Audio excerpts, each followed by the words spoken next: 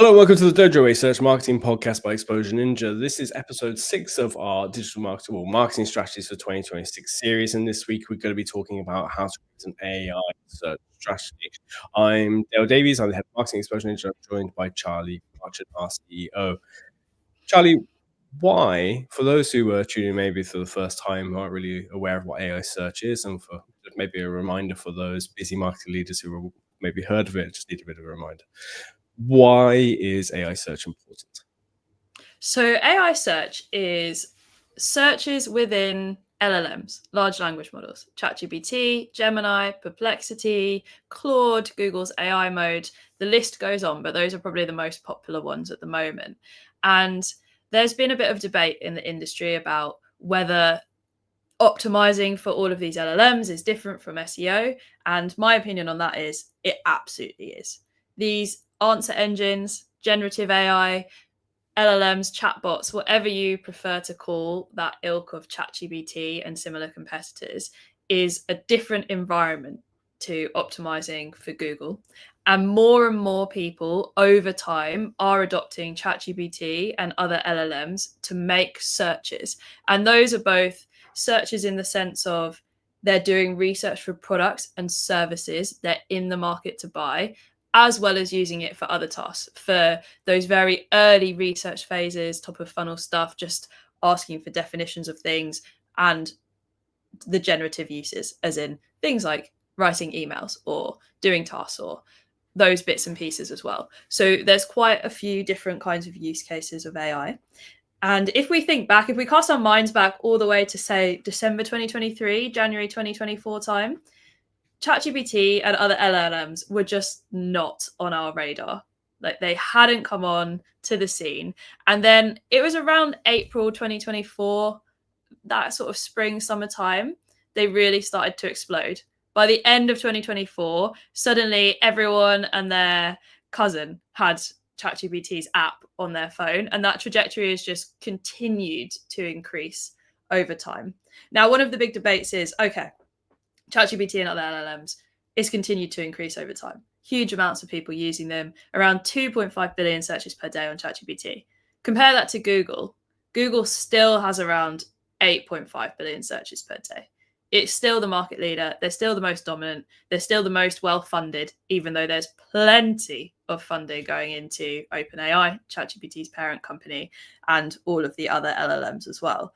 So that's the big question at the moment for many marketing leaders, is knowing what we know about the rapid rise of ChatGPT and other LLMs now, how much of our budget and time and marketing strategy are we investing into AI search optimizations, and how are we balancing that with the traditional SEO strategies, the traditional search strategies focusing on both organic Google and paid Google ads as well. Just coming back to your point on the balance between dedicating time to AI search and SEO, is customer behavior changing at the same kind of rate? Are we seeing like a lot of people switching over to using solely ChatGPT versus Google, or is it people using a combination? Like, has the buyer journey changed? It's hard to know exactly, but what we do know is that people tend to use both still. It's not the case that people have necessarily completely given up on Google and now they're only using ChatGPT. A lot of the time people use ChatGPT to do a large part of their research and then might also go to Google from there. But the trend that we are seeing is ChatGPT integrating links and buyer journeys more directly within its own answers. So when ChatGPT first rolled out, we were really just getting text-based answers, sort of what you might call a blog post type of reply that's a bit more conversational, a bit more engaging with prompt questions of what to do next. As time has gone on, more and more we're actually seeing ChatGPT link out, and we're also seeing increase in partnerships for ChatGPT. And when I'm talking about partnerships, I mean all sorts of different things going on. So ChatGPT has had a partnership with OpenTable, for example, for making restaurant reservations, which you can do in its agent mode. It's now got a partnership with Etsy that it announced just a couple of weeks ago for an instant checkout where you can buy directly through ChatGPT for products on Etsy, more and more we're seeing people be able to make purchases directly out of ChatGPT, whether they're referred out or whether they're actually within it. And this is kind of at the very early stage of purchases being within ChatGPT. That's what we're seeing with Etsy. There's a high likelihood that Shopify is also going to follow suit with that and be next. So the buyer journey is very much getting compressed for people who use LLMs like ChatGPT, because now they can just do so much of the journey so much more quickly within AI, rather than having to trawl through the 10 blue links, all of the Google search results, and do all the research themselves. ChatGPT just gives them the answer much quicker. Is it the same for service-based businesses as well? You mentioned there like a couple of partners that I would assume were more for e-commerce or retail, where I'm doing a bit of research for like a product line. I'm looking for, I'm trying to think of something that might be on my desk. I'm looking for a new case made out of sustainable materials, made out of reused plastic, things like that. But sure, we're going to do that kind of search on ChatGPT or maybe one of these other AI platforms. Do you think that if I was searching for, I always come back to it, mortgage advisor, for example, I would do like those kinds of searches, and people are doing those kind of searches on AI platforms too? Yeah, absolutely. And financial advice is a huge area that people are using ChatGPT for. There's many podcasters and YouTubers talking about how actually, rather than getting a financial advisor, they've used ChatGPT to get that advice.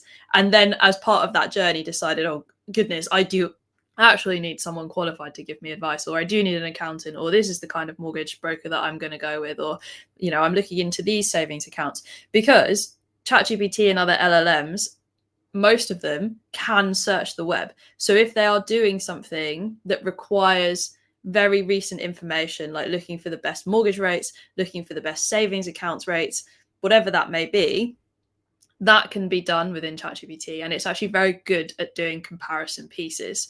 So what we're seeing in those kinds of service-based journeys, or lead generation journeys, if you're thinking from the business's perspective, quite a lot of the time, a lot of that research stage is now happening in ChatGPT, because it's much more conversational and it's much more personalized. Whereas in the olden days, or if we say the traditional way of searching on Google, it's actually left for the user to have to read multiple different websites in order to do the comparisons themselves.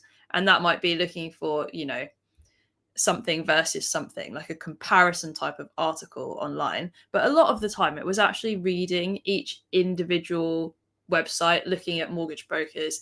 Then we had the advent, of course, of things like Compare the Market and Go Compare, which made life a bit easier for everyone. And now we've got the advent of AI that can actually personalize the answers based on the exact information it's being given by the user. So I think we're just seeing more and more the buyer journey trying to be made easier, quicker, simpler for people who are comparing services that they might go on to purchase.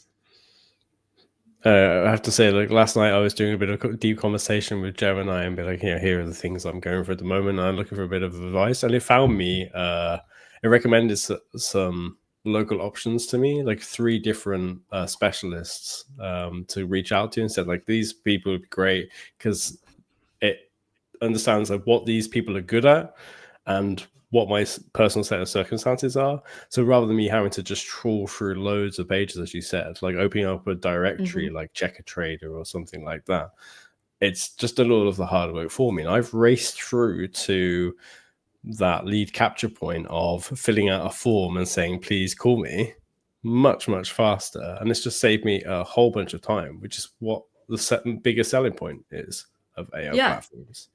Oh, and just last week I used it to compare different pension providers to open a SIP, and then made my decision off the back of advice from ChatGPT, as well as advice from external advisors, other people that I'd spoken to as well. But it was very, very much part of my buyer journey into deciding which pension provider I wanted to move to for the long term. So it's 100% used in all sorts of decision making, financial decision making, but service-based decision making that people need both at work and in their personal lives more broadly is happening within ChatGPT as well. So it seems like whether I'm a market leader or a challenger brand, I need to be really sure that AI is referencing my brand in the best way possible. Yeah, 100%. And I think that takes us almost down to what is the strategy for AI search? What can you do? And the first principle of that is understanding and accepting that you can make changes to influence AI search. There's a lot of conversation going on about whether AI will just eventually pick you up if you keep doing good marketing. Well, maybe in a lovely ideal world where everything is rainbows and unicorns, it might be that AI just picks you up and you've done a really good job, particularly if you've done really strong PR campaigns, you've positioned very strongly in the market. But actually, this is just another way of saying if you do the right things and optimize in the right way, and if you happen to have been doing that already, lucky you, you're ahead when it comes to AI search. If you haven't, you actually do need to employ tactics to improve your AI search visibility and what you're touching on there, Dale, the sentiment as well. Like how positively or negatively your brand, your business is spoken about within AI, how it gets compared to competitors and other options in the market as well. And that comes back to actually first the belief that you can optimize for ChatGPT, which our own research, our own case studies, our client work has shown you absolutely can drive leads and revenue through optimizing for LLMs, and that isn't the same as just doing SEO as we know it in the sense of optimizing for Google.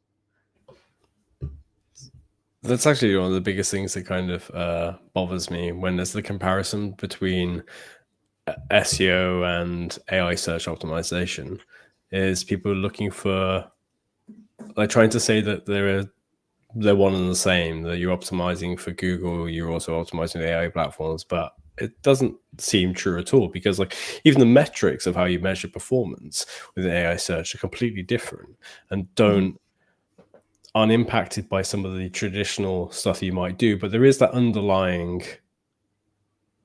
foundation that you need, as you mentioned there, about SEO, the technical side as well. Is that correct?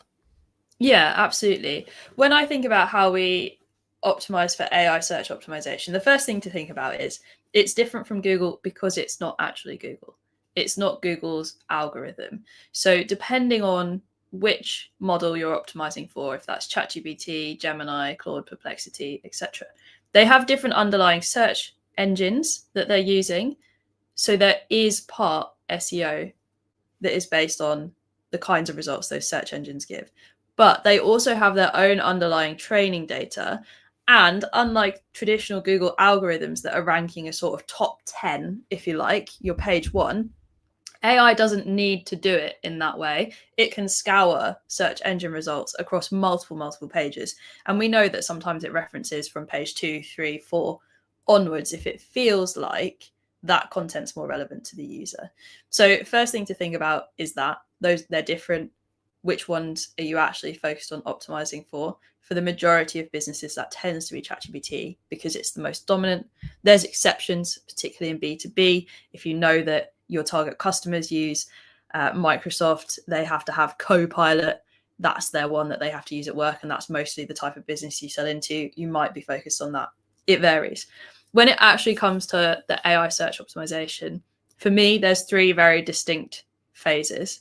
And the first one is the technical side, similar to what we think of as technical SEO. All of those things about having a good functioning website that is healthy also apply to AI. Like Google's not going to show your website if it has loads of errors on it. Neither is AI. The patience of AI is probably even less, arguably. So things like having schema in place is incredibly important, making sure you don't have 403 errors, 404 errors, all of your redirects clearly sorted. All of that technical side needs to be in good shape before you can start going even more deeply into phases 2 and 3, which are looking at your own website content and how you're optimizing it, and then looking at your digital PR and citation building or content that you're doing off-site that gets referenced elsewhere. So, sorry, you mentioned there about digital PR and citation building. Is that one and the same as like earning backlinks and things like that? Or like, in fact, are the backlinks as valuable as they were with SEO, or are we looking to go about things a bit differently? We are definitely looking to go about things differently. So in SEO, we think of link building or backlink building because we're trying to get specific text and website URLs hyperlinked on other websites, because that's what's most important. When it comes to AI, the link doesn't matter. What actually matters is the context at which you're being referenced in, all of the text around it. So all of the context that's being given about the business, and the citations or the sources, the websites that AI likes to reference are very different. It's not using the same algorithm as Google to decide what's authoritative or not. They have different preferences. We see different types of content linked. And then the other bit that's also really different is that AI gathers information about who the business is across so much of the web, across articles, across your descriptions in your social media channels, Reddit, review forums, things like Trustpilot, G2, depending on the business.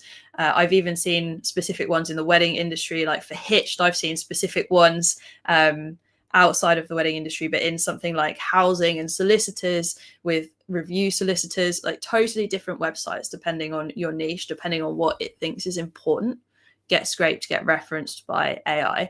And it's also taking that kind of context around how you describe your business and the positioning statements you make about it, or we could say the USPs, what you're known for, what you do. It's pulling that across different areas of the web. And that can mean that if you haven't taken control of that strategy and deciding how you want to be seen, you may be being referenced in ways that you don't feel are accurate for your brand. And that's because there's a huge amount of weight given to digital PR and other publications in AI, much, much more so than the weight given to content on your own website. Does that mean I should be deprioritizing my own website when it comes to content creation? Should I be producing less or just trying to get content produced elsewhere and published elsewhere instead? I think you need to do both. You can't just, again, it comes back to there being three phases, right? Technical, your own website content, and then digital PR and citations. If you just try and like elbow out one of them and knock it off and focus all your eggs in one basket, you're still going to struggle because you've not taken care of all three of those phases. And it's almost simpler, I think, to start with, once you've got the technical done, to start with thinking about your website content and making sure you're described how you want to be known, that you literally say what you do on your website, which sounds basic, but actually a lot of websites have got so into the like trying to write cool and trendy language everywhere that they sometimes miss just saying exactly what it is that they do for their customers and making it clear. If it's not clear on the website, it's going to be very difficult for AI to understand. But the website is also particularly important for any branded type of search. So any search that goes on in AI, specifically using your website's name. So the bigger the business is, the more recognizable your brand is, the more important that becomes, because you're more likely to have higher volumes of branded search. And you want to make sure that you're known in the way that you want to be known. So can you knock off website content? Like, I definitely wouldn't, because it's the first source of truth, right? It's the first place you have to optimize for. Then you've got a lot more you can do offsite once you've got that in place. I was looking at the rankings of health insurance companies in the US last night, and there's one company, or maybe a couple of companies, who are just dominating AI search versus traditional SEO, where they're doing well, but not nearly as well as you'd probably be hoping for. And I think part of that is to do with how much on-site content they have, which the AI platforms are citing. But it's like that external stuff, as you said before, like how people are talking about that particular business. Like I can't remember the name. It's Kaiser something. Let me check my notes. Kaiser Permanente, I guess that's who it is. They're like doing really, really well. They've got like 74% coverage when it comes to AI visibility and how many times they come up in the prompts and the results that come back. And again, like they have a lot of on-site content that's helping, but it's how people are talking about them in other places like Quora and Reddit and elsewhere, doing comparisons between them and say United Healthcare and so on. It's like how the customers are referencing them as much as how many pages they've written about this type of insurance plan versus another. Well, and this is why both are incredibly important. There's also a lot of content that you would put on your own website that you wouldn't put out in PR. So, for example, I was doing some research recently for wedding venues. I'm not getting married in East Sussex. And as part of that, you see people are going to write in prompts that are like, I'm looking for these kinds of wedding venues. Barns, whatever it is, country houses. You're giggling away, stop it. Barns, country houses, fairy tale castles, whatever it is they want for their wedding venue in East Sussex. But the other thing they're also going to write is their budget, because very few people are going into their wedding with unlimited budget. So say you're then putting in a budget qualifier like max 20k on my wedding venue. Then the kinds of content that gets referenced, the top cited or the top ranking, I don't like to call them ranking, but the most visible within the AI search results, were actually pulling budget information from those websites. So the actual venues who had said, this is our package, it's whatever it is, £8,000 on a weekday, goes up to £14,000 on a Saturday, Sunday, or a bank holiday. But you're never going to write that in your PR articles, because over time your pricing is going to change. People are not going to be writing that this is the total cost of a package for a wedding in PR that you're doing offsite. But all of the wedding venues that had written those types of packages, those types of costs, or something similar on their website, were doing much, much better in AI, because there was that qualifier in a lot of searches around budget and pricing. So AI is looking for that information on their website. You mentioned in there about you wouldn't describe it as ranking, maybe instead as AI visibility or brand visibility. But there are tools that I know that we use. We're partners with a few of these, AI search tracking tools, where they do reference like position, as in the average position when a link is cited. So maybe the 1,500 times they've done that prompt around that topic, it tends to be cited first or third or something like that. Is that a key metric? Actually, a better question maybe, what are the key metrics that we should be tracking prior to creating our strategy to see if we're matching our objectives? So the reason that I hesitate on using something like ranking or positions, even though there are clearly positions in searches and you clearly want to be in the top positions, is that it's not keyword related in the same way that Google search is. And it can get very messy if you're trying to specifically tie rankings or position directly to specific keywords, because prompts are so much broader than that. And at the moment, there are tracking tools out there, like you mentioned, Dale, that have positions or estimates of positions, which is fantastic, because the more data we have as marketers, that's amazing for us to have some semblance of being able to track it. But at the moment, the prompts that we're tracking, we don't know the actual volume of searches of those prompts. It's kind of synthetic data. It's data that's estimated, and it's using a lot of Google's keyword data underneath that to give those estimates as well. So that's why I'm saying it's not quite the same as when we think about Google rankings, even though there is a clear hierarchy going on of positions within AI searches. Metrics more useful to measure for me. It always has to be the actual traffic and conversions that you're getting through from LLMs, and you can measure that within your Google Analytics, and that will show you the referral traffic coming through. It will show you anything from those platforms that converted. You just need to separate it out. If you're e-commerce, then you've got revenue set up in GA4 as well. You can also see the revenue driven by AI. We know, of course, that lots of people will perhaps do a search in AI and then copy and paste and search something in Google. So it won't be 100% accurate of all of the touch points in AI, but it'll give you a really good starting place. And it's probably the most concrete of the metrics you can measure. Then there's visibility scores, how visible you are over a certain set of searches or prompts, which is probably more useful to be using rather than thinking about trying to pinpoint it down to specific rankings at the moment. Citation rate as well, how often you get cited in answers, how often your content gets cited. Share of voice, which is pretty much who's winning in the market. And that is very important for businesses who are in particularly aggressive, competitive markets where competitors are jostling very, very closely. Then you want to be knowing who is winning with the share of voice for certain topical areas. And then the really new one is probably sentiment score, like an idea of how positive or negatively you're spoken about in AI. I suppose that's impacted through your digital PR and your on-site content too. Like how well the AI platform is going to talk about you is going to be based off maybe not your own voice and the things you say about yourself, maybe what other people are saying elsewhere, like on Trustpilot, for example. Yeah, and I think we see, particularly when it comes to sentiment, significant amounts of references to review sites and also to forums like Reddit.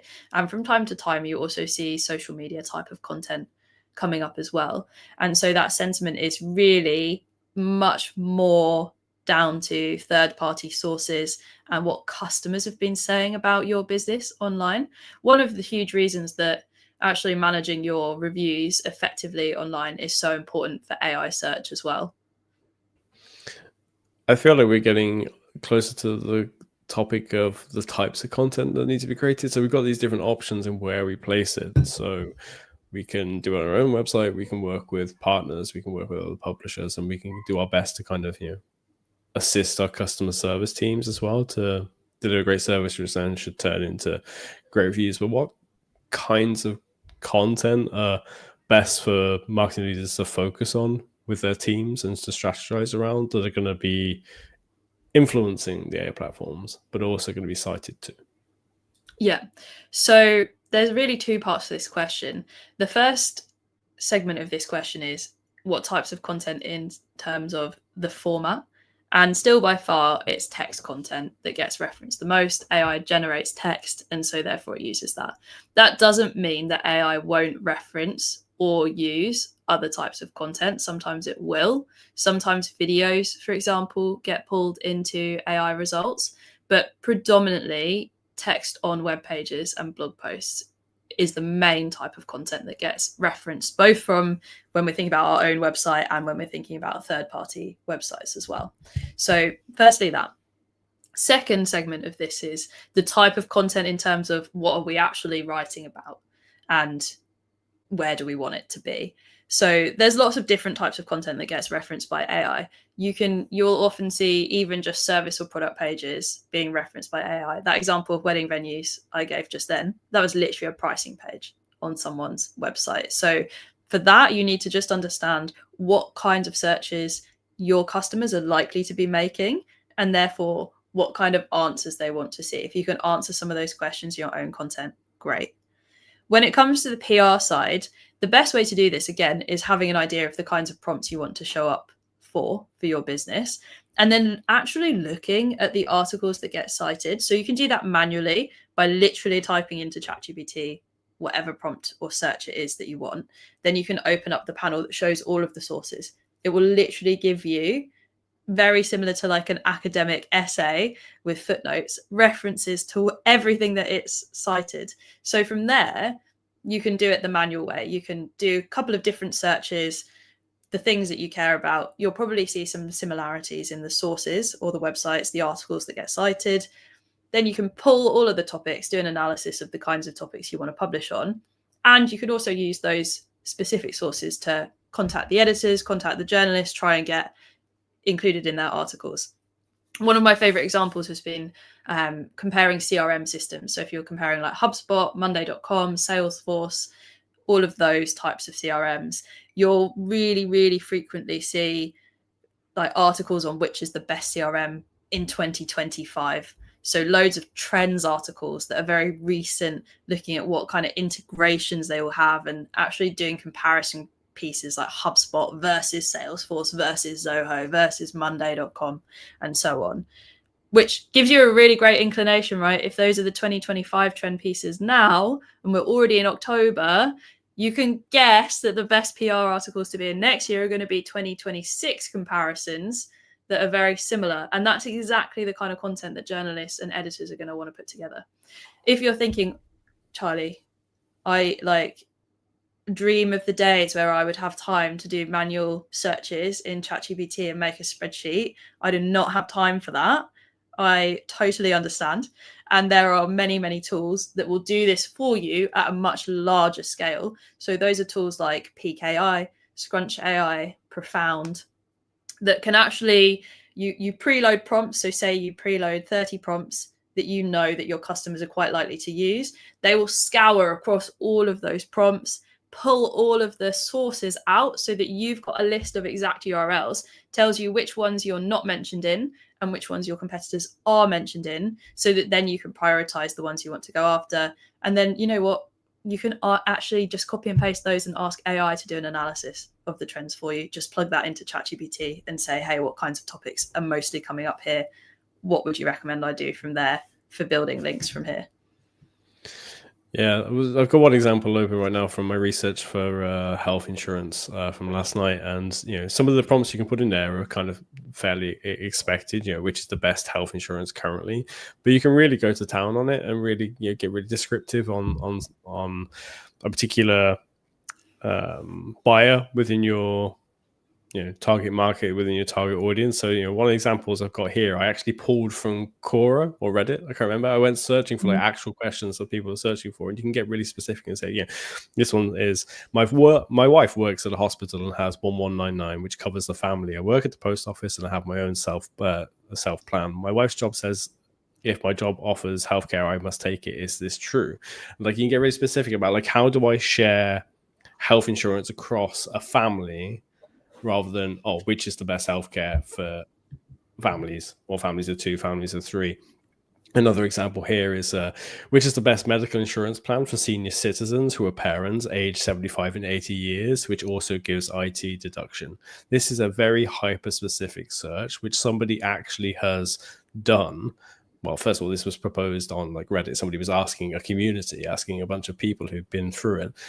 People are now sending those same searches to AI instead, and these tools are just great for kind of helping you to track, okay, maybe not too broad, but like some of the core header terms, as we used to say in keyword research, the broad, the top kind of stuff, but you can go slightly wider towards that like super long tail as well, and track that to see roughly how the parents of, let's say, one of our clients does bathroom installations for the elderly, of people who require them, and it's often not the actual people who need them who are doing the searches, it's the children of those people. So their searches are very different. It's which is the best one for my parent who has dementia, and so on.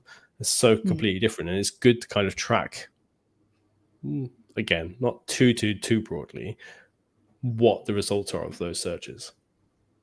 Yeah, absolutely.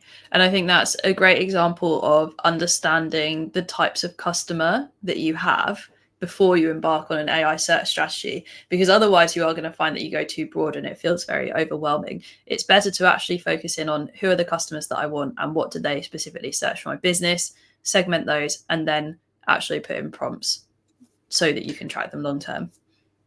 I realize we've been talking an awful lot about the organic side of AI search. Yeah.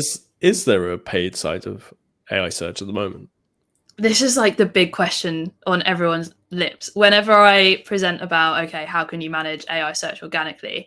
People are like, my goodness, this feels like a lot of work. And it kind of is. And so the next question becomes like, are there going to be ads? Which some people like the idea of, and some people are like, wow, AI is going to become really scary if there's ads. So at the moment, the only ads that are really running are in Perplexity. And this is in the US. It's a pilot group that's been running since 2024. And when I say a pilot group, it means they're closed off. The average business cannot go in and start running ads. And this is because tools like Perplexity, whenever ads get tested or put in beta version, they always want to do it with big brands. So in that pilot group, it's the likes of Whole Foods, Universal McCann, PMG, Indeed, the recruitment site as well. Very, very big brands, because they're more likely to get great results that then they can report on and say, look, our ad platforms get these percentages. It's fantastic results. So yes, there's definitely ads coming into AI. The dates at which that will roll out, we still don't know. Probably the biggest question on everyone's lips is, when is it coming to ChatGPT? So OpenAI, who are ChatGPT's parent company, Sam Altman has been saying, okay, I don't really like ads. We don't want to have ads. He was vehemently against ads. This was a few years ago. And over time, that rhetoric, that language has become softer and softer. And now OpenAI are at the stage where they've publicly said that they are exploring ads. That stance is so soft that they're actually exploring it. Plenty of reporters estimating then that means there would be an ad rollout in 2026, that they're recruiting for the kinds of staff now that they would need to actually integrate ads into the system. And this is probably not surprising, because AI at some point needs to monetize at scale. So running ads is going to be the next kind of logical step in that path to them generating their own revenue. And I guess they're eventually dreaming of profits as well. Yeah, I just think back to Google, where it's been a brief period of time of just being this great search engine, just completely different to everything else that was available at the time, Yahoo and AOL and everything. And it wasn't until a year or 2-3 years later where they added in AdWords, and you could sponsor those kind of results above the classic template links, which feel like ancient history at this point. It seems inevitable that next year, maybe the year after, these ads will come. I mean, they have enough money to just keep running without doing any strong advertising just yet. I suppose you referenced it earlier, this instant checkout that they've added in, where they're taking a percentage cut of the sale as well. I don't know what the number is. It's 5%, 10%, but they're taking a little portion of that. Will be one of these first revenue points. Yeah. And I think ad experiences are probably going to look quite different within ChatGPT and LLMs as well. They're still trying to figure out what it looks like. They don't know exactly. But we also know, for example, that ChatGPT are integrating apps more and more. They want actually people, businesses, putting apps inside ChatGPT as well. In its current interface, it's quite difficult to see how that's going to look long term. At the moment, it's almost like a very command-based interface. If we remember video games from the early 2000s, that was the kind of thing that was going on. It was like you were putting in commands in. And actually, it's a really impressive growth for quite a simple, the AI is not simple, it's fantastic, but it's quite a simple user interface that's going on. It's literally just a search bar and a chat screen. So long term, I expect actually we're going to see quite big differences in the whole design of everything that is inside an LLM. But at the moment, the question is, are they just going to be in text? They're going to have to be marked as sponsored, because there's law, there's regulations that go on about how ads work. And what's that going to look like? Is it really going to look like it's that sponsored? How will users definitely know? There's so many questions at the moment. So I think there's probably going to be quite a lot of change in the design, in the setup, in how results in LLMs look at the time that we actually start seeing ads as a general user population. You mentioned that there's going to be a continued change in the look and feel of ChatGPT in particular and AI platforms. Is the functionality going to continue to change too, do you think? I definitely think so. Already, we've seen models becoming more and more advanced at a pace that's even quicker than I had originally estimated it would do. Seeing functionality like agent mode, for example, in ChatGPT, where an AI agent does tasks for you, hands-free version, it does everything in its own virtual browser. That is already extremely different to those early versions of ChatGPT that we were seeing. So whilst it may look like not much has changed in kind of the design or the UX interface, actually a lot has been changing in terms of its capability. And remember, many of those early models, they were just using training data. They weren't even searching live web results. Now, so many of the searches are using live search results, live web searches in the background of them as well. There's so many different modes and models coming out that I definitely think we're just going to see even more technical advancement. over the next couple of years. I know you've referenced it on previous podcasts, but for those who may be listening for the first time, perhaps you can give an example of how that agentic tech has been put to use in some of the searches that you've been doing. Yeah, so for me, I've been using it for a lot of shopping, the kinds of shopping that I don't want to do, for example. So I've had it check out for me to buy coffee subscriptions. I've had it buy cat food with like an urgent kind of date. So you can put in something like, I need 1 kilogram of cat food and I need it to arrive in the next 2 days. And I want it to be premium quality. Then it will go away and do all of the searches for you. It will check all of the delivery times. It will find premium quality cat food. Then it will bring to you in a virtual browser the checkout page, ready for you to pop your card details into and go, without you having to search that in Google, go through all of the different results, check all the delivery times to then figure out which one you're going to buy. It does all of that work for you.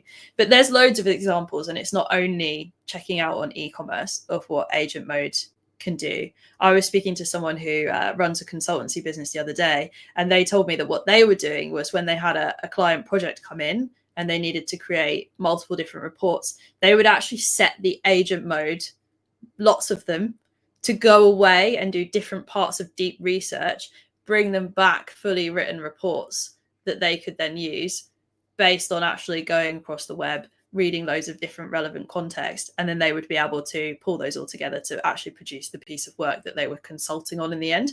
So there's loads of different uses for how people are actually implementing using agent mode in their day-to-day.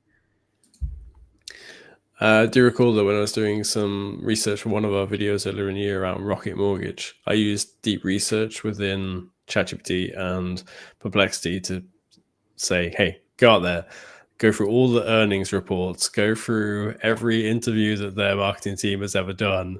Just tell me everything about like what they do in terms of where their priorities are with ad budgets versus or particular channels and so on. But it does bring us towards kind of the main topic of this video, which is how do we create a revenue driving AI search strategy going into 2026 when we know that this should be probably a priority for us. I'm starting from scratch. Where should I dedicate my time? How much time or money should I dedicate towards this? How do I go about doing that? Great. For me, the first place to start is understanding what you've already got coming from AI. And for most businesses, there probably is already at least some traffic coming from AI platforms. Just dig into your Google Analytics or get one of your technical team to separate it out in Google Analytics so you can see what you've got so far. That will give you that early feeling of motivation, of a win, of seeing that actually something tangible is coming from AI that's going to give you the confidence to explore AI search further. And one of the great things about AI search is this is still early days. Like the days are passing, but it's still early days. If you're actually going to start implementing an AI search strategy in your marketing now or in 2026, you are going to have that first mover advantage where many competitors actually haven't quite got to the stage of implementing AI search, even if they also have it in the back of their minds as something they need to do. So start there. Then start with, okay, what kinds of searches are people likely doing about my business within AI, within ChatGPT, within whichever target LLM you're deciding to do? And I think that's then the biggest part, the biggest piece of work becoming, right, once I have an idea of those prompts, you do actually need to create a plan. You do need to create a strategy for how are we attracting the right kinds of customers to then make a purchase, whether that's going to be directly in ChatGPT, whether it's going to be coming through AI search, clicking, linking directly to your website, whether it's going to be copy and pasting things after they've done all of the research phase within AI. And that plan has to be broken down into those 3 phases. The technical is everything technically sound about your website that is going to benefit you in beyond AI search. That's going to benefit all of your online marketing anyway. So definitely do that. Then it needs to be what kind of website content changes And a lot of the time it's going to be changes, but there's also going to be updates. There's also going to be new content needed. What are the opportunities? What are the gaps? What are the items that need changing? What is the positioning that is unclear about my business on my website? So the on-site content part.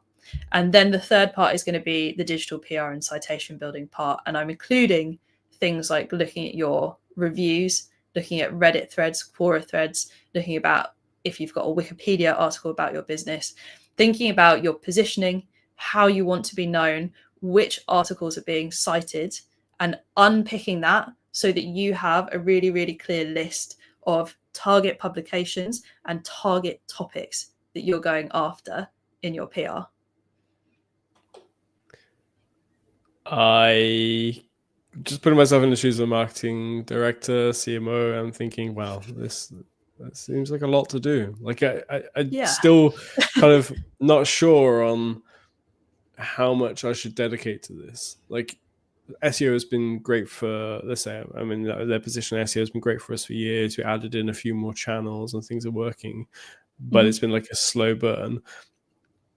Should I slowly be working on this, like just gradually, or should I go like all in, as much budget as I can throw into it?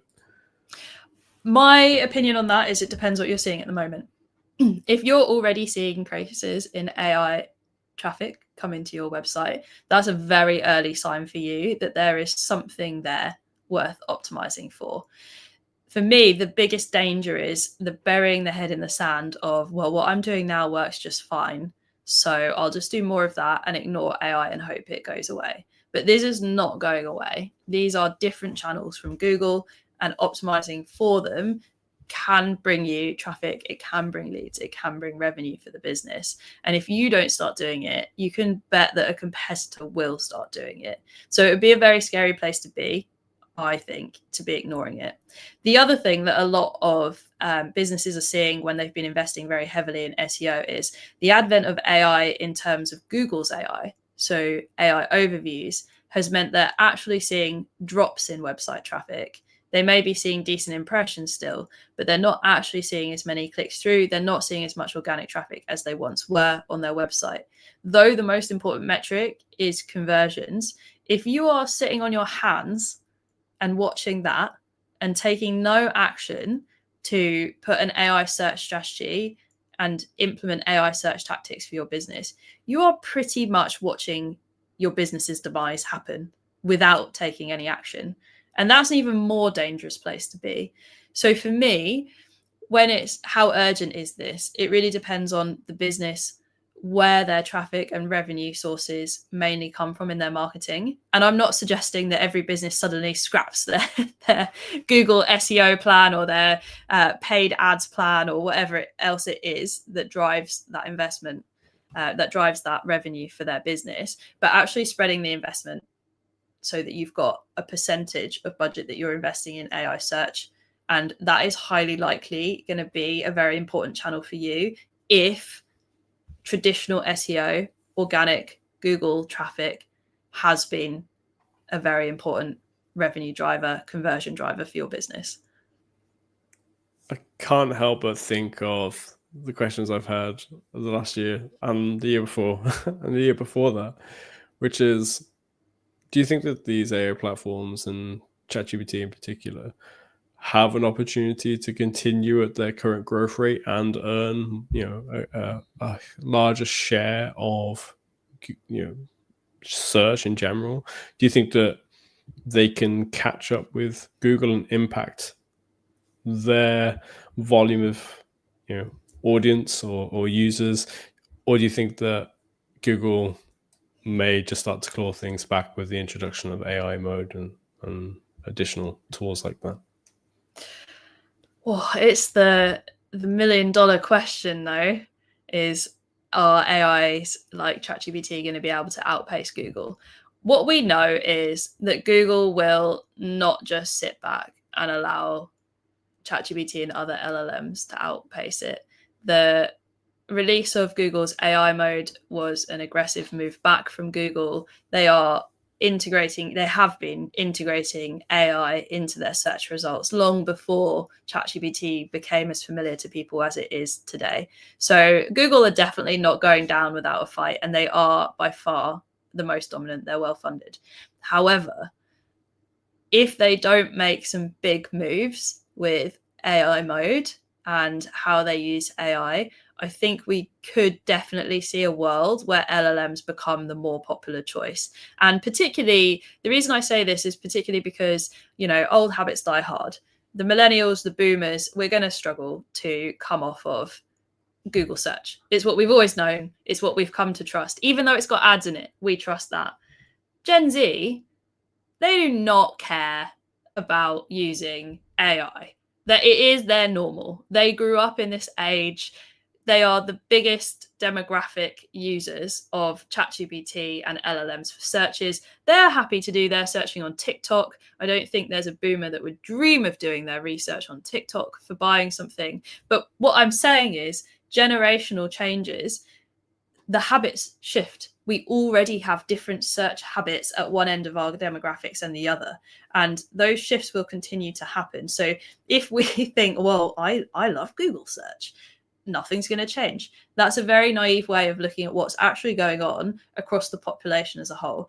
And there's been plenty of projections already. SEMrush did a great projection, which was earlier this year, about when they think LLMs, including Google's AI, will actually overtake traditional organic search. And I think that estimate was around 2028. I don't know that it couldn't be earlier based on how rapid rollouts have been. And do I think Google is suddenly going to die a death? 100%, absolutely not going to happen. But I do think there's going to be more competition in how search works.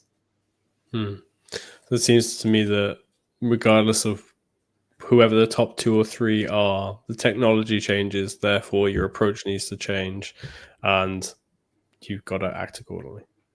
Well, and we've had this situation where Google's pretty much been the most dominant. Like, okay, some people use Bing. Sure, some people use Bing.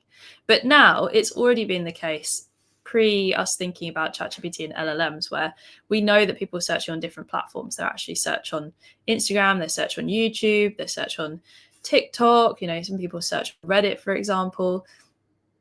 This advent of LLMs is not that different in the sense there's more search platforms, and Google has had glory days of being the main search engine platform. Now there's just more options for search in the market rather than just the sort of one be all and end all of where we search. If anything, I think it's good for Google to have a bit of competition like this.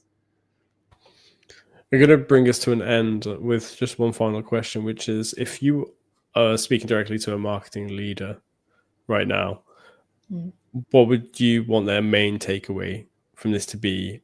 And what should they be communicating internally to their teams, whether that's stakeholder or the team that they oversee? I would hope that a marketing leader listening to this has taken away that they need to start making moves on AI search. They need to have a plan, and then they need to be ready as a business to start implementing that plan.